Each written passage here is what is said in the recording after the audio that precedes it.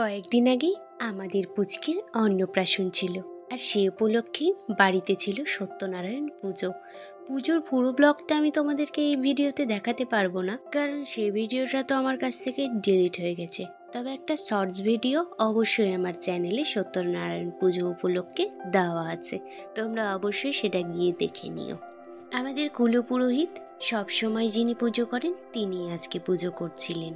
তার পরের দিনটা ছিল 19/2/2024, আমাদের পুচকির অন্নপ্রাশনের দিন। আর তখন ওকে নাপিত চুল কামাতে চলে এসেছিল।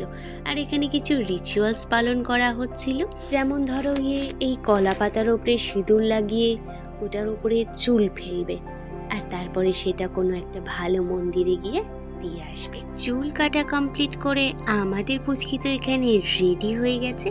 আর এখানে আমার বউরানীকে দেখতে কেমন সুন্দর লাগছে বলো তো? কমেন্ট কিন্তু অবশ্যই করো যে আমাদের সুন্দরীকে কতটা সুন্দর লাগছে আজ। তারপর এইদিকে আমাদের মহারানী ভাত খাওয়ার জন্য নিজের দাদুর কোলে বসে পড়েছিল, আর সব কিছুর জোগাড় যন্ত্র চলছিল। সবার প্রথমে এখানে দেওয়া হয়েছিল ঠাকুরের প্রসাদ ওকে খাওয়ানোর জন্য। আর এই যে মহারানীর প্রথম খাওয়া। প্রথমে তো তিনি বুঝতেই পারেননি, মালা খেতে এতটাই ব্যস্ত ছিলেন। তারপরে মুখে কিন্তু জোর জবরদস্তি করে না হলেও খাওয়ার পর বুঝতে পারলো এটা আবার কি ধরনের স্বাদ রে বাবা। এইরকম স্বাদ কিন্তু আমি আগে কখনো খাইনি। আরে আমার কথা বলছি না, আমাদের পুচকি সেটাই তখন সেখানে বসে ভাবছিল। আর তারপর মিষ্টি খাওয়ার কাণ্ডটা যদি তোমরা দেখো, শুধু দেখতেই থাকবে। এই যে মিষ্টি মুখের সামনে, আর এই হয়ে গেল গায়েব।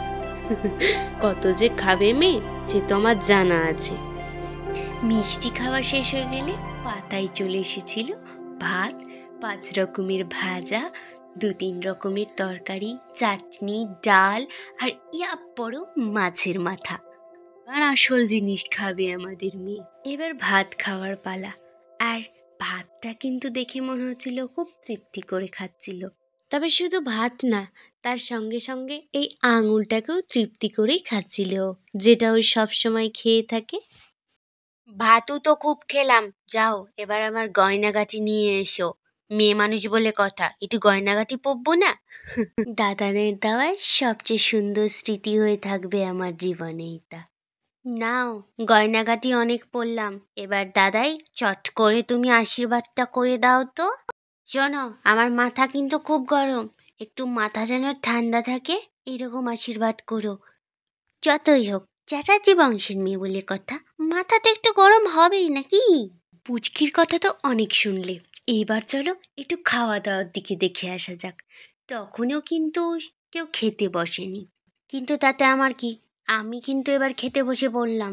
প্রথমে দিয়ে দিয়েছিল স্যালাড, আর তারপর আমার পাতে পড়ে গেছিল সাদা ভাত। তবে শুধু ভাত নিয়ে আমার পোষায়নি, সঙ্গে ডালটাও কিন্তু ছিল। আর ডালের সঙ্গে সঙ্গে একটা মিক্সড ভেজিটেবল, যেটার কম্বিনেশনটা আমার অপূর্ব লেগেছে। সঙ্গে ছিল বেগুনি, আর তারপর সাদা ভাতের পাতে লাল লাল কষা খাসির মাংস, মাটন। আর মাটনের টেস্টটা কিন্তু অসাধারণ ছিল। এই রাঁধুনি কিন্তু আমি সাজেস্ট করেছিলাম, কিন্তু তাতে কি, আমার তো শুধু রান্না ভালো হওয়া নিয়ে কথা। তারপর পাতে পড়ে গেছিল একটা করে রসগোল্লা আর দই। ভিডিওটা কেমন লাগলো অবশ্যই কমেন্ট বক্সে লিখো, আর ভালো লাগলে লাইক, কমেন্ট, সাবস্ক্রাইব করো। আর আমি ছিলাম সেই বিশেষ ব্যক্তি যে এতক্ষণ ভয়েস ওভার দিল।